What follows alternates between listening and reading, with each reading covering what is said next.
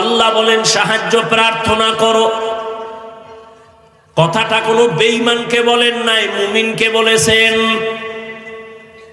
প্রশ্ন, আল্লাহ মুমিনকে কেন বলেছেন, বেঈমানকে বলেন নাই কেন? এর একমাত্র সংক্ষিপ্ত জবাব, জান্নাত শুধু মুমিন পাবে, কোনো বেঈমান কখনো জান্নাত পাবে না। জান্নাত কারা পাবে? এই বয়ান শেষ, বক্তব্য শেষ, বাকি শুধু হাত দুইটা উঠাবো, মোনাজাতটা দিব, আর হাত যদি উঠাইয়েই ফালাই, চিল্লাইলো আর 1 বছর আগে দেখা হবে না, মোনাজাতের হাতও আর নামবে না। কষ্ট কইরা কথা বলতেছি, ঝামেলা কইরা মোনাজাতটা দেওয়ায় দিলে কিন্তু আর শেষ, কপাল নিজের দাও গেল, আমার দাও গেল।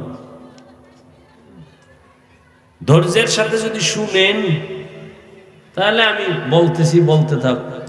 মাওলা চাইলে হবে, বান্দা চাইলে হবে না।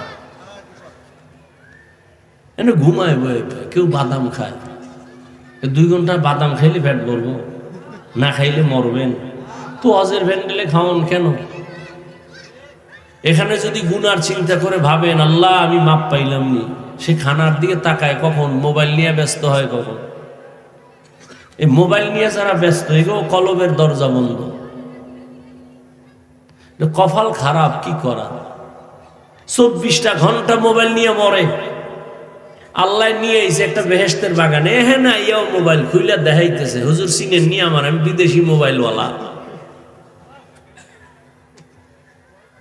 কেমনে কইলে যে আপনাদের বুঝ আসবে, আমার সে ভাষা নাই। নিজের অপরাধী মনে হয়। ওই যে শুরুতে বলছিলাম, মানুষ অন্যায়ের উপরে চলতে চলতে এমন হয়েছে, এখন সত্যটা বললে মনে করে এইটা অন্যায়। হ্যাঁ ঠিক। কেন আপনি মোবাইল হাতে নিছেন, কি যুক্তিতে আমাকে বলেন তো?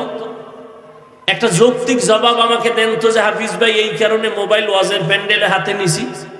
যৌক্তিক জবাব দেন তো, আমি আপনার কপালে চুমা খাবো। আপনি আকাম ছাড়া কিছু করতেছেন। বুদ্ধি খাটায় জবাব দিবেন এতটুকু যে হুজুর আমি আপনার ভক্ত, রেকর্ড করি, ছবি উঠাই। আপনি জ্ঞান খাটায় বলেন তো, 200 হাত দূরে বয়ে মোবাইলটা ধরলে ছবি সুন্দর হবে? কথা কয় না, রেকর্ডিং ভালো হবে। বরং আপনার ওই কাজটা নিখুঁত ভাবে মিডিয়াওয়ালারা করতেছে না? তা আপনার বয়ান প্রয়োজন হইলে সকালবেলা ডাউনলোড করে নিয়ে যাবেন। এতদূর বুদ্ধি না থাকলে কচু গাছ খুঁজেন। আপনি বেঁচে আছেন কেন?